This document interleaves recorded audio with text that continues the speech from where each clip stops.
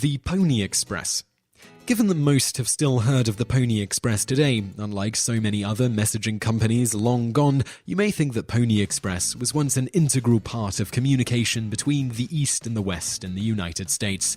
It turns out this was never the case, and the Pony Express was only around for an extremely short amount of time.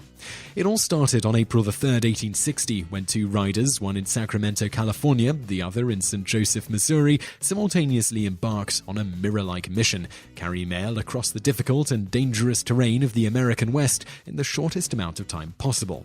With each load, including the riders weighing no more than 165 pounds, the two men reached the other starting point in record time.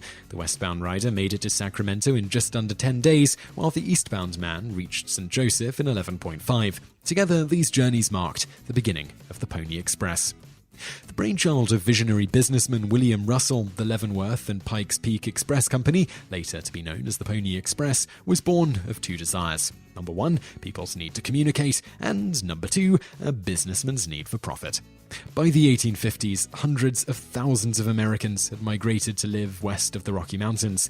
Remember that by this time, California had seen its great gold rush, and the Mormons had fled religious persecution and were settling in Utah in large numbers, and thousands of pioneers had made the arduous trek of the Oregon Trail over the high mountains to homestead in the west. Before the Pony Express, it could take up to 8 weeks for a letter from the eastern US to reach these westerners, since most mail was shipped by boat. The few letters that went overland only cut that time by half, and then only by taking a southern route for mail service out of Fort Smith, Arkansas, with stops in El Paso, Texas, and Yuma, Arizona, before arriving in San Francisco, California, 3 to 4 weeks later. As you can imagine, anyone who had a need for transcontinental communication was soon frustrated by the extraordinarily long delivery time, and just as long for a reply. Coinciding with the national desire for a speedier mail service was Russell's need for a new source of income.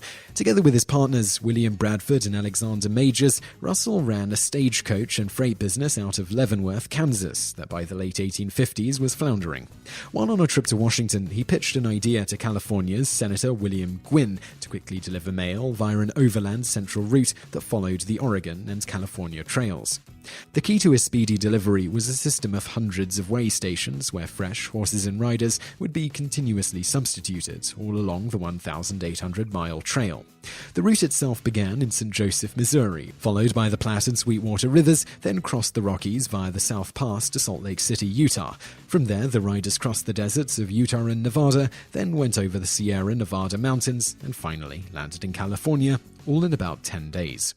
Hundreds of men were hired to manage the way stations, where fresh horses, between 400 and 500 total, and riders, about 80, would be waiting to relieve a tired courier.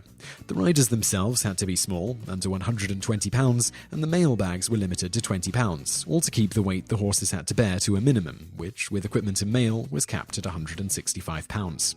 The couriers, who were paid $25 per week, about $640 today, were given a distinctive uniform of red shirt and blue pants, and at first they blew a brass horn to signal their impending arrival at a way station.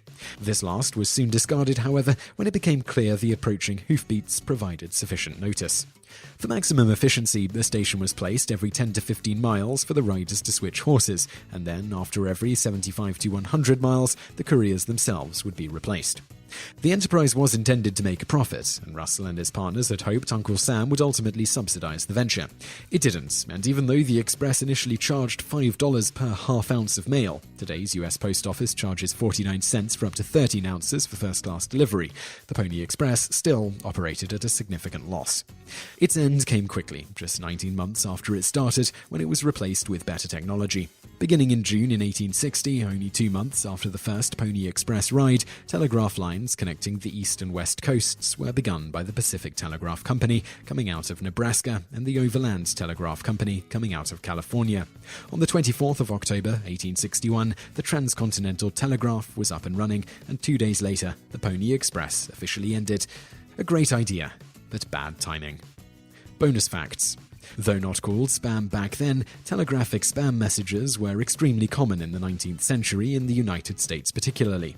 Western Union allowed telegraphic messages on its network to be sent to multiple destinations. Thus, wealthy American residents tended to get numerous spam messages through telegrams presenting unsolicited investment offers and the like.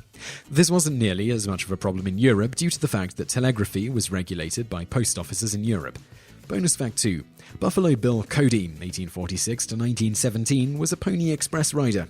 Outside of riding for the Pony Express, he is estimated to have killed around 20,000 bison, often called buffalo, even though they are not, in his lifetime.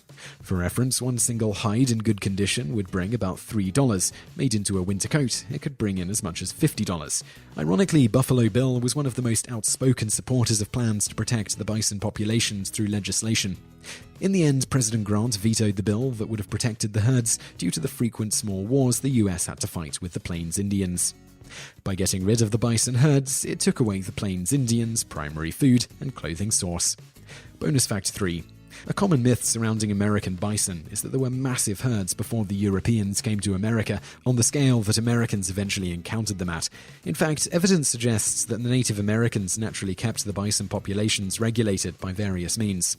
After the European diseases wiped out most of the Native Americans, the American bison population exploded, becoming the most numerous large wild mammal on Earth, until eventually hunted to near extinction within a few centuries after this population explosion. At their peak, it was estimated there were nearly 100 million American bison in existence, only a few centuries ago. Bonus fact 4. The fastest delivery ever made by the Pony Express was President Lincoln's inauguration address that was delivered in less than 8 days. Bonus fact 5. The first telegram sent on May 26, 1844 was from Samuel Morse, who invented the code, and read, "What hath God wrought?" So I really hope you liked that video, and if you did like it, click like below and leave us a comment to let us know what you think. And also check out a couple of our other videos, which are linked to on the screen now, and don't forget to subscribe for brand new videos every day. Thanks for watching.